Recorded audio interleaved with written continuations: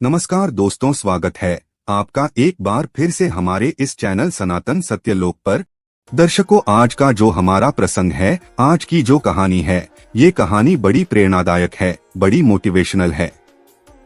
आज हम आपको बताने जा रहे हैं कि अपने घर में यदि कबूतर आते हैं और कबूतर आपके घर में अंडे देते हैं और आपके घर में बैठकर कबूतर गुटर गु की आवाज करते हैं, तो प्रिय दर्शकों, इसका आपके घर पर क्या प्रभाव पड़ता है। यदि कबूतर आपके घर में अंडे देती है तो प्रिय दर्शकों, क्या उनसे आपके घर में गरीबी आती है?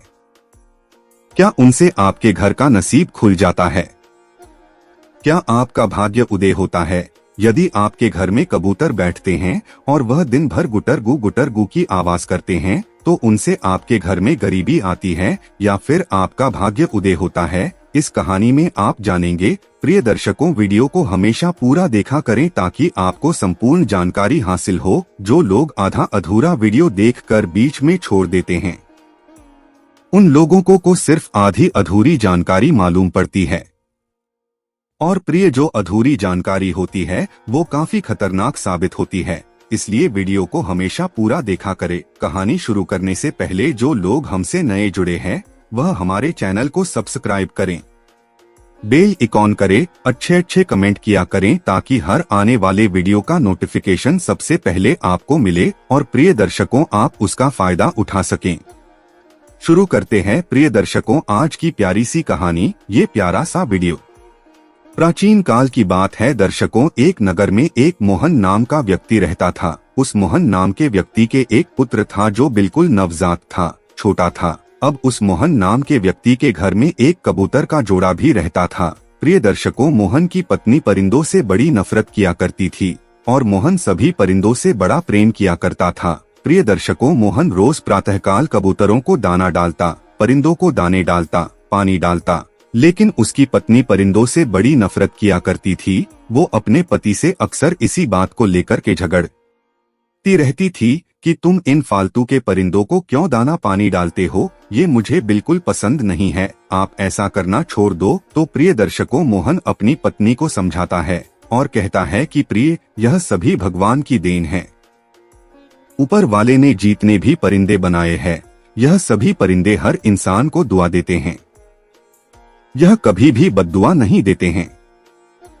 यह हमारी दुआ करते हैं, इसलिए इन परिंदों की खिदमत करना भी हमारा फर्ज है। इनकी देख रेख करना भी हर मनुष्य का कर्तव्य है। इनको दाना पानी डालना भी मनुष्य का कर्तव्य है। और जो मनुष्य परिंदों को दाना पानी डालता है, उनका भाग्य साथ देने लगता है। इस तरीके से मोहन अपनी पत्नी को समझाता है, लेकिन उनकी पत्नी इन बातों को समझने के लिए बिल्कुल भी तैयार नहीं थी। वो अक्सर अपने पति से इसी बात को लेकर रोज झगड़ती रहती थी। वो कहती थी कि इन कबूतरों को मेरे घर से दूर भगाओ, मेरे घर के आसपास ये कबूतर परिंदे बिल्कुल नहीं आने चाहिए। प्रिय दर्शकों, मोहन की पत्नी परिंदों से बड़ी नफरत किया करती थी और अपने पुत्र से बड़ा प्रेम करती थी। अपने पुत्र को जी जान से भी प्यार किया करती थी, लेकिन परिंदों से और परिंदों के बच्चों से बड़ी नफरत किया करती थी। मोहन अपनी पत्नी को समझाने की खूब कोशिश करता, लेकिन वह बिल्कुल नहीं समझती थी। प्रिय दर्शकों, एक दिन की बात है, मोहन किसी काम से शहर चला जाता है और पीछे मोहन के घर में जो कबूतर और कबूतरी रहते थे, वो मोहन के घर में अंडे दे देते हैं। अब मोहन की पत्नी अपने पति से इस बात को लेकर के झगड़ती बोलती। वो कहती कि इन अंडों को यहाँ से दूर भगाओ। मैंने पहले ही कहा था कि इन कबूतरों को घर में मत रखो, लेकिन तुम मेरी एक नहीं मानते हो। अब देखिए, इन कबूतरों ने हमारे घर में अंडे दे दिए हैं। इन कबूतरों ने हमारे घर में अंडे देकर गंदगी फैला रखी है। इसी बात को लेकर मोहन की पत्नी अपने पति से आए दिन झगड़ा करती, आए दिन लड़ाई झगड़े करती, लेकिन मोहन अपनी पत्नी को बार बार समझाता। प्रिय दर्शकों, अब एक दिन किसी काम से मोहन शहर को जाता है। वो शहर चला जाता है, पीछे से उसकी पत्नी सोचने लगती है। शहर को रवाना होने से पहले मोहन अपनी पत्नी को समझता है, कहता है कि प्रिय, देखें, हमारे घर में कबूतरों ने अंडे दे रखे हैं और तुम कबूतरों को बिल्कुल मत करना। जब तक इनके बच्चे अंडों से बाहर नहीं आ जाते, उनके बच्चे अपने माता पिता के साथ चले नहीं जाते, तब तक इनको बिल्कुल दुखी मत करना और रोज अपने हाथों से थोड़ा थोड़ा कबूतरों को दाना पानी डाल दिया करो ताकि तुम्हारा भी अगला जन्म सुधर जाए, तुम्हारा भी भविष्य सुधर जाए। इस तरीके से अपनी पत्नी को समझाकर और मोहन शहर को चले जाता है। प्रिय दर्शकों, मोहन की पत्नी उन कबूतरों के अंडों को तो नहीं छेड़ती है, लेकिन वो रात दिन यही सोचती रहती कि मेरे घर से कबूतरों को कैसे भगाऊं, इनके अंडे को यहाँ से कैसे भगाऊं। प्रिय दर्शकों, मोहन का जो छोटा पुत्र था उसको भी इस बात का मालूम था कि मेरे घर में कबूतरों ने अंडे दे रखे हैं। अब मोहन का पुत्र इस बात का इंतजार कर रहा था कब मेरी माँ घर से जाए। पिताजी तो शहर चले गए हैं, लेकिन अब मेरी माँ घर पर है। जब मेरी माँ घर से बाहर कहीं चले जाएगी तब मैं कबूतरों के अंडों को देखूंगा। प्रिय दर्शकों, उसके कुछ ही देरी बाद मोहन की पत्नी यानी उस बच्चे की माँ पानी लेने के लिए पनघट पर चली जाती है। अब मोहन का पुत्र एक सीढ़ी लगाकर कबूतरों के अंडों तक पहुंच जाता है और कबूतर के अंडों को पकड़ लेता है और उनसे खेलने लगता है, उनको देखने लगता है, निहारने लगता है। तभी उसकी माँ यानी मोहन की पत्नी पानी लेकर के वापस अपने घर को आ जाती है। जब वो वापस अपने घर को आती है तो देखती है कि उनका छोटा सा पुत्र सीढ़ी लगा करके और सीढ़ी पर चढ़ा हुआ है और कबूतरों के अंडों को हाथ में ले रखा है। ये देखकर वो बड़ी क्रोधित होती है, अपने बच्चे को मारने पीटने लग जाती है, अपने बच्चे को डांटने लग जाती है। फट से वो पानी को रख के तुरंत अपने बच्चे के पास आती है और सीढ़ी से अपने बच्चे को हाथ पकड़ के खींचती है। जैसे ही मोहन की पत्नी अपने बच्चे को हाथ पकड़ करके खींचती है तो प्रिय दर्शकों, उसके बच्चे के दूसरे हाथ में कबूतर का घोंसला पकड़ा हुआ था। तो कबूतरों का घोंसला नीचे आ जाता है और जैसे ही कबूतरों का घोंसला नीचे आता है वैसे ही अंडे फूट जाते हैं। प्रिय दर्शकों, एक अंडा उस बच्चे के हाथ में था, उसको उसकी माँ पकड़ करके और जमीन में मार देती है तो वो भी फूट जाता है और अपने बच्चे को खूब मारती है, पीटती है।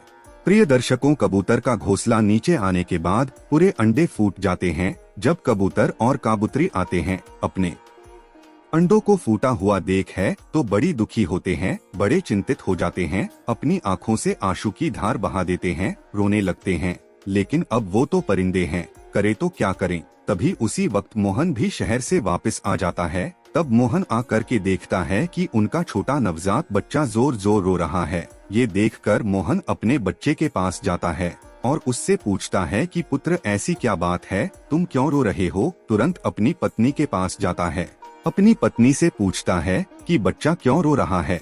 पिता अपनी पत्नी से पूछता है कि बच्चा क्यों रो रहा है। तब उसकी पत्नी मोहन से कहती है कि मैंने तुमसे पहले ही कहा था कि इन कबूतरों को घर में मत रखो। आज देखो तुम्हारे पुत्र ने कबूतरों के अंडों को पकड़ लिया है, उनको छू लिया है, इसलिए मैंने इसको मारा है, पीटा है, इसलिए ये रो रहा है। प्रिय दर्शकों, मोहन जब कबूतर के अंडों के पास जाता है तो देखता है कि कबूतर के पूरे अंडे फूटे हुए पड़े हैं। ये देखकर मोहन बहुत दुखी होता है और फिर से अपनी पत्नी के पास आता है और अपनी पत्नी से पूछता है, तुमने कबूतर के पूरे अंडे फोड़ दिए हैं, अब कबूतर हमें जरूर बद्दुआ देंगे और इनका भुगतान हमें जरूर करना पड़ेगा। प्रिय दर्शकों, ये बात यहाँ खत्म हो जाती है। अब कुछ समय निकल जाता है। कुछ समय निकलने के बाद मोहन फिर से शहर जाता है। जब मोहन शहर को जाता है तो प्रिय दर्शकों, पीछे से उसका बच्चा बीमार हो जाता है। अब मोहन की पत्नी अपने बच्चे को इधर उधर लेकर घूमती है, इलाज करवाती है। वो सोचने लगती है, कल मेरा बच्चा बिल्कुल स्वस्थ था, इसके शरीर में तनिक भी कोई बीमारी नहीं थी, कोई बुखार नहीं था, लेकिन आज अचानक से मेरा बच्चा बीमार हो गया है।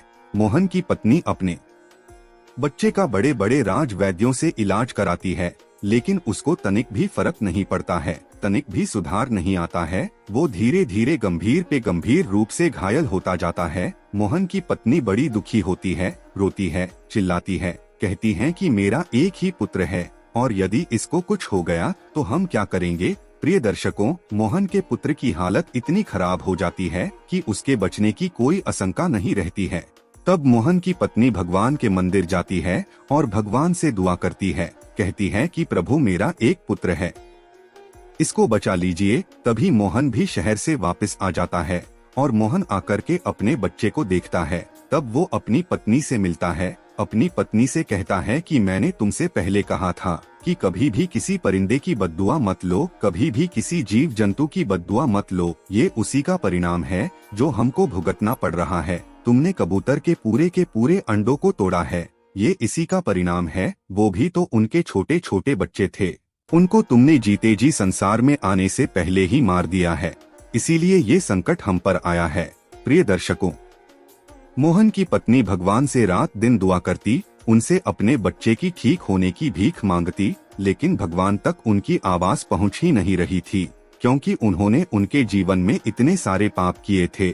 ना जाने कितने कबूतरों के अंडे फोड़े होंगे, ना जाने कितने कबूतरों को अपने घर से मार पीट के भगाया होगा। प्रिय दर्शकों, जब उसके बच्चे की हालात और भी ज्यादा बिगड़ जाती है, तब मोहन भी भगवान की पूजा आराधना करने लगता है।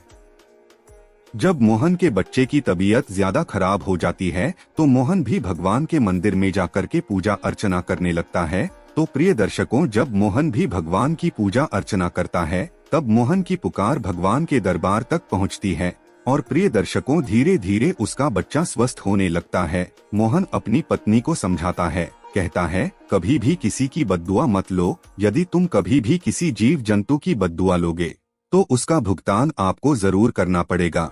और जब भी आपके घर में कोई भी परिंदे या पंछी अपने बच्चे को जन्म देते है, तो उसको उस वक्त वहां से मत हटाओ। उनको तब तक मत हटाओ जब तक उनका बच्चा उनके साथ जाने के लिए तैयार नहीं हो जाता है। अब मोहन की पत्नी को ये बात एकदम समझ में आ जाती है। इसके बाद वो भी परिंदों की सेवा करने लगती है, परिंदों को रोज दाना पानी डालती हैं, तो धीरे धीरे उनका भाग्य भी साथ देने लगता है। उनके घर में फिर किसी भी प्रकार की कोई भी कमी नहीं रहती है। प्रिय दर्शकों, उनकी रात दिन दिन चौगुनी हो जाती है।